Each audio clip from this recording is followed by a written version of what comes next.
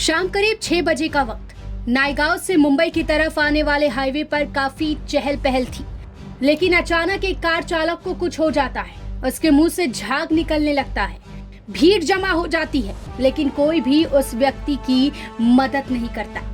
सभी ये सोच रहे थे कि आखिर पुलिस के चक्कर में कौन पड़ेगा।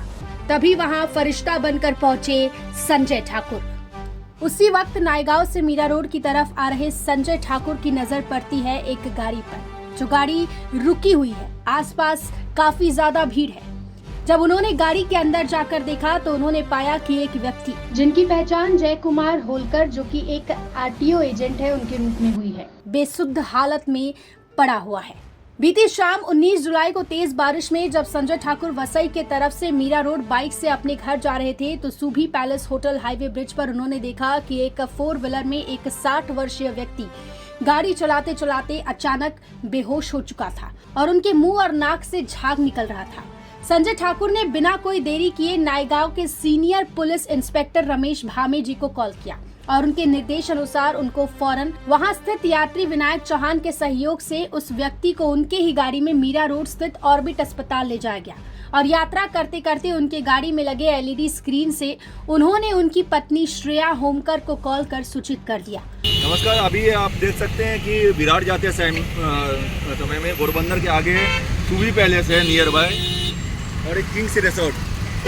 यहाँ पे एक इंसान जा रहे थे तो इनका 4 व्हीलर में ये अचानक बेहोश हो गया। बीच रास्ते में गाड़ी रुकी है। मुंह से दिखाइए, जाग निकल रहा और इनके मुंह से झाग निकल रहा है। हमने अचानक, मैं नायगांव से आ रहा था तो हमने देखा, ये भाई साहब ने देखा तो हमने गाड़ी रोका हुआ है। हमने पुलिस को भी इन्फॉर्म किया है कि किसी तरह इनकी जान बच जाए, क्योंकि ये बोलने की अवस्था में नहीं, अचानक बेहोश हो गए हैं।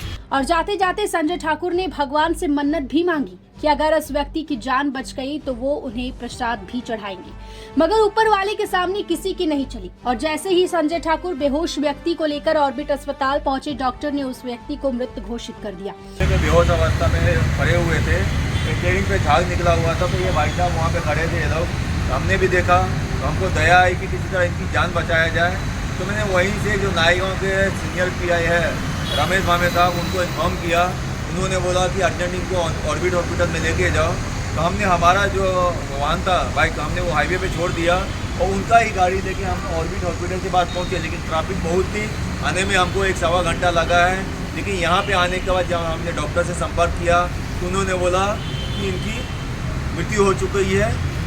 लेकिन शायद अगर संजय ठाकुर से पहले वहां मौजूद भीड़ में से किसी एक व्यक्ति ने बिना कानून की चिंता किए, बिना कानून का डर सताए, अगर उस व्यक्ति को अस्पताल पहुंचाने की एक कोशिश की होती तो शायद उस व्यक्ति की जान बच सकती थी। संजय ठाकुर और उनके सहयोगी विनायक चौहान ने देर रात 3 बजे तक मृतक व्यक्ति जय कुमार होमकर के परिवार की पूरी सहायता कर मृतक की 14 लाख की नई गाड़ी, उनके गले का लाखों का सोने का चेन, मोबाइल और पर्स सहित अन्य सामान मृतक के परिवार को सौंप दिया। मृतक का वसई में कंसल्टेंट का व्यापार था और वही रहते थे, जबकि उनकी पत्नी और 2 बेटियां वाशी में रहती थी और उस वक्त मृतक व्यक्ति अपने परिवार के पास वाशी जा रहे थे। वसईवरून वाशीच्या घरी यायला माझे मिस्टर जयकुमार होमकर निघाले होते। संध्याकाळी 5 ते 6च्या दरम्यान ते घरातून निघाले। रस्त्यात त्यांना अस्वस्थ वाटायला लागले मीरा भाईंदर रोडवर।